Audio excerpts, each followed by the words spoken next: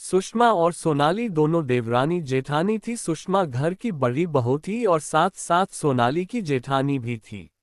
दोनों एक साथ अपनी जॉइंट फैमिली में रहते थे, मगर जब छोटा भाई शेखर अपनी पत्नी के लिए 80 सोने और चांदी की साड़ी लेकर आता है तब घर का माहौल कुछ बदल जाता है। आइए देखते हैं कि आखिर क्या होगा जब घर में आई कि देवरानी की सोने चांदी की साड़ी। सुषमा के पति संजय की एक छोटी सी साड़ी की दुकान थी, वहीं सोनाली के पति शेखर की शहर में बहुत बड़ी सर्दियों की दुकान थी। वो शहर का जाना माना बिजनेसमैन था और साथ साथ बहुत अमीर भी था। उसमें बिजनेस करने के बेहतर गुण थे, इसलिए वह काम में अपने बड़े भाई से भी आगे निकल गया था। एक दिन सोनाली का प्रति शेखर बहुत खुश होकर घर आता है और सोनाली को उसके कमरे से बाहर बुलाता है। अरे शेखर, क्या हुआ? आपने मुझे लिविंग रूम में बुलाया, कोई बात ही क्या? हाँ बताता हूँ सोनाली, पहले द्वारा बाकी सबको तो यहाँ आ जाने दो, सबको साथ में बताऊंगा मैं। शेखर सबको आवाज लगाकर लिविंग रूम में ही बुला लेता है। मम्मी पापा, संजय भैया, सुषमा भाभी, सो जल्दी से आ जाओ। अब तो एकदम बच्चों की तरह सबको बुला रहे हैं, आखिर ऐसी क्या बात है? इतनी देर में वहां सुषमा, उसका पति संजय और साथ साथ सुषमा और सोनाली के सास ससुर भी आ जाते हैं। क्या हुआ बेटा, तुमने हमें यहाँ क्यों बुलाया? भी बताता हूँ माँ, जरा रुकिए। सोनाली, असल में मैं तुम्हारे लिए एक बहुत बढ़िया ऑफर लेकर आया हूँ और मैं वो तुमको सबके सामने देना चाहता हूँ। क्या था? और वो तोहफा क्या? शेखर, ये देख जरा, इस गेट खोल कर देखा तो मुझे पूरा यकीन है तुम्हें ये तोहफा बहुत पसंद आएगा। क्या लाओ? मैं इसे तुरंत खोलकर देखती हूँ। शेखर के साथ साथ उसके मम्मी पापा और संजय सभी लोग सोफे पर बैठ जाते हैं और सोनाली खुश होकर अपना गिफ्ट खोलने लगती है। सुषमा भी उससे खुश होकर गिफ्ट खोलते हुए देख रही थी। जैसे सोनाली गिफ्ट खोलती है वो हैरान रह जाती है। उस डिब्बे में बहुत ज्यादा सुंदर साड़ी थी जो बहुत चमक रही थी। तभी वार्षिक है, ये साड़ी कितनी सुंदर, कितनी चमक रही है, ऐसा लगता है मानो असली सोने चांदी के। सोनाली, ऐसा इसलिए लग रहा है क्योंकि ये सच में सोने चांदी से ही बनी है। ये सुनकर वहां मौजूद सभी लोग दंग रह जाते हैं। क्या क्या सचमुच पिटाई सोने चांदी की साड़ी है? हाँ बिल्कुल। आज ये साड़ी जब मेरी दुकान पर आए तब मेरे दिमाग में सिर्फ एक ही ख्याल आया कि जब मेरी सोनाली यह साड़ी पहनेंगी तो वरीय खूब की शेखर आकर वाकई में ऐसा है तो ये सॉरी बड़े ही महंगी होगी। हाँ भैया, ये साड़ी वाकई में काफी महंगी है, मगर जब सोनाली इस साड़ी को पहनेगी तो इसका सारा पैसा वसूल हो जाएगा।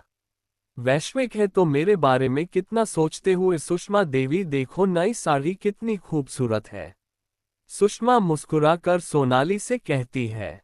हाँ हाँ सोनाली, ये तुम पर खूब चर्चे की वह कुछ ही दिनों में तुम्हारी बहन की शादी ना, तुम वहां पर इसे पहनना खाती थी। अच्छा याद दिलाया, अपनी मैं वहीं पर पहन कर जाऊंगी साड़ी को। सोनाली साड़ी को लेकर ऐसे खुशी हो रही थी जैसे किसी बच्चे को उसकी मनपसंद खिलौना मिलकर। उधर सुषमा सोनाली को देखकर खुश तो बहुत हो रही थी, मगर कहीं ना कहीं उसे सुषमा की साड़ी देखकर टोपी हो रहा था। वो अपने कमरे में चली जाती है और सोचती है सोनाली की वो सोने चांदी वाली साड़ी कितनी सुंदर लग रही थी। मेरा भी पड़ा मैंने उसे पहनकर देखने का, मगर मांगते हुए अच्छा भी तो नहीं लगता। नहीं नहीं, ये साड़ी की बात भूल जानी चाहिए, वरना अगर संजय को पता लगा तो वह बहुत दुखी हो जाएंगे। सुषमा अपने काम में लग जाती है, मगर संजय जान गया था कि सुषमा अपनी देवरानी की चमकती दमकती सोने चांदी की साड़ी देखकर दुखी हो गई थी। वह मन ही मन सोचता है, काश मेरी भी शेखर जितनी बड़ी सौदे की दुकान होती तो शायद मैं भी सुषमा को ऐसे ही सोने चांदी वाली स्टडी गिफ्ट कर पाता, लेकिन मुझे पता है मैं ऐसा नहीं कर सकता। संजय भी सोचकर बहुत दुखी हो जाता है और सुषमा और संजय सो जाते हैं। अगले दिन संजय जब अपनी छोटी सी साड़ी की दुकान पर पहुंचता है तभी रजत नाम का एक आदमी उसकी दुकान पर आता है। जी बताइए आपको क्या चाहिए? और नहीं नहीं, मुझे कुछ नहीं, तो अब वो तो मैं खुद मोटी और सुंदर लेस वगैरह बेचने वाला हूँ।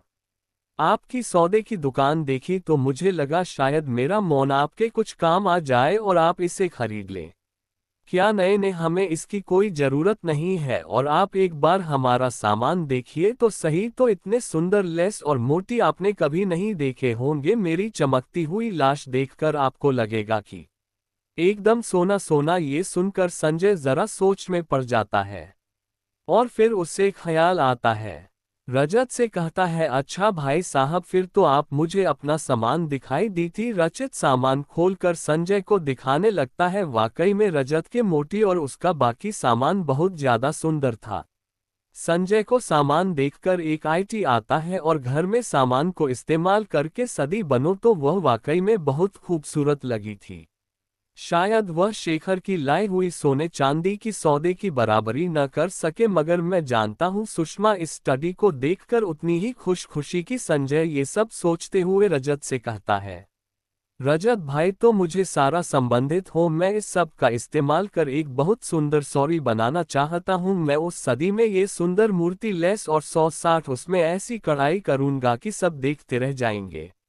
और वो भैया, फिर तो आप उस सॉरी को महंगे दामों पर बेच सकते हो। नहीं भैया, ये साड़ी तुम्हें अपनी पत्नी को उपहार में दूंगा, उसे बड़ी अच्छी लगेगी। वैसे ही सारा सामान कितने का दिया?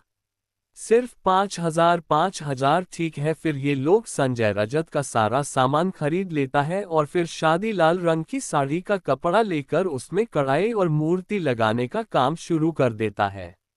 पूरे दिन बीत जाता है और रात हो जाती है, लेकिन अभी तो आधा काम भी नहीं हो पाया था।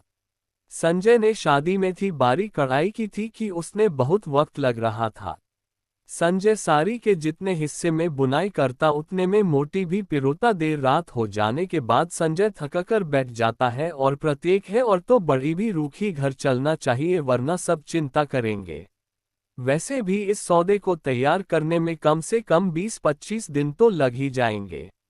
संजय ये सोचकर घर के लिए निकल जाता है और अगले कई दिनों तक वह इसी तरह मेहनत करने लगता है। वह सुबह घर से जल्द ही निकलता और देर रात तक अपनी दुकान पर ही बैठकर उस साड़ी पर काम करता। एक दिन जब वह फिर देर से रात को घर लौटता है तो सुषमा उससे पूछ लेती है, आजकल आप बड़ी देर से घर आते हो और सुबह भी इतनी जल्दी निकल जाते हैं, मेरे लिए तो आपके पास वक्त ही नहीं है।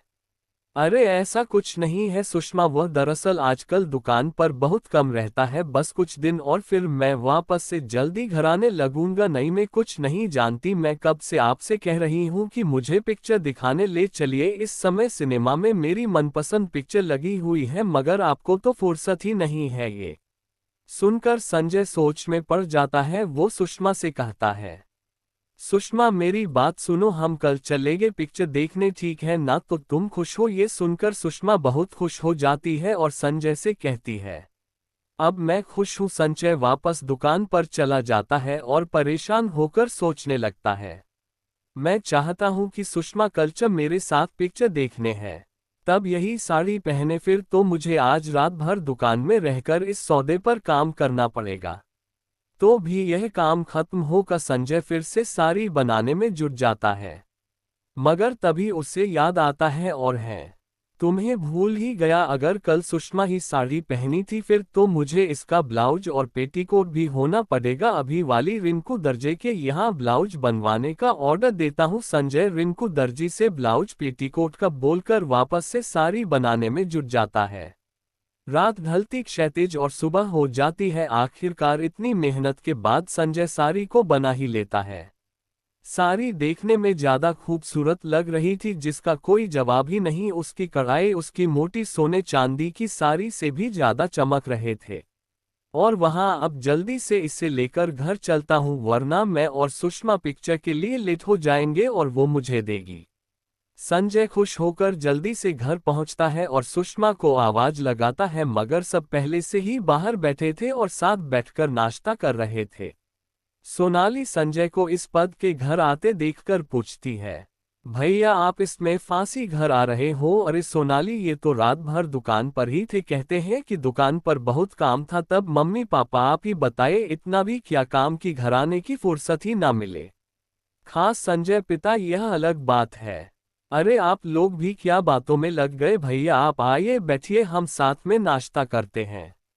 अरे नहीं नहीं, मेरी बात सुनो, दरअसल मैं इतने दिनों से दुकान पर इसलिए इतना व्यस्त था क्योंकि मैं सुषमा के लिए एक तोहफा तैयार कर रहा था और आज मैं उससे ये तोहफा देना चाहता हूँ। क्या मेरे लिए तोहफा? हाँ सुषमा, मैं जानता हूँ तुमने सोनाली भाभी की साड़ी देखी तो तुम्हें भी मन हुआ होगा कि तुम्हारे पास वैसी सर्दी हो, मगर तुमने मुझसे कुछ कहा नहीं ताकि मुझे बुरा ना लगे। नहीं नहीं, ऐसा तो कुछ भी नहीं, मैं तुम्हें जानता हूँ सुषमा, और इसीलिए मैंने दिन रात मेहनत करके साड़ी अपने हाथों से बनाई, और मैं चाहता हूँ कि तुम यही पहनकर आज मेरे साथ चलो पिक्चर देखने। सुषमा को शादी का डब्बा देखकर हैरान हो जाती है और उसे जल्दी से खोल देखती है। को देखकर उसकी आंखों में आंसू आ जाते हैं। संजय, ये साड़ी तो बहुत ज्यादा खूबसूरत है। हाँ भैया, इसकी कढ़ाई कितनी ज्यादा खूबसूरत है, इसके आगे तो मेरी सोने चांदी की साड़ी भी फेल है। मगर भाभी, आप रो क्यों रही है? इस साड़ी को देखकर संजय सुषमा को रोते हुए देखकर उससे पूछता है, क्या हो सुषमा, तुम ही सदी पसंद नहीं आई? नहीं, मुझे बहुत पसंद आई संजय, सच में, ने अभी से पहनकर आरटीओ, फिर पिक्चर देखने चलेंगे। सुषमा जाने लगती है, मगर सोनाली उसे रोककर कहती है, भाभी आपकी साड़ी वाकई में बहुत सुंदर है, आप मुझे भी ये पहनने को देंगी ना? वैसे कभी आपको मनू तो आप मेरी सोने चांदी वाली साड़ी पहन सकती हैं। हाँ सोनाली, जरूर। सुषमा जाती है और जल्दी से वो साड़ी पहनकर बाहर आ जाती है। साड़ी में सुषमा बहुत सुंदर लग रही थी, और जब संजय के साथ पिक्चर देखने जाती है तब सब उसी को मुड़ मुड़ कर देखते हैं। पूजा अपने पति मनोज के साथ शहर में फ्लैग लेकर रहती थी। उसकी एक बेटी थी प्रिया।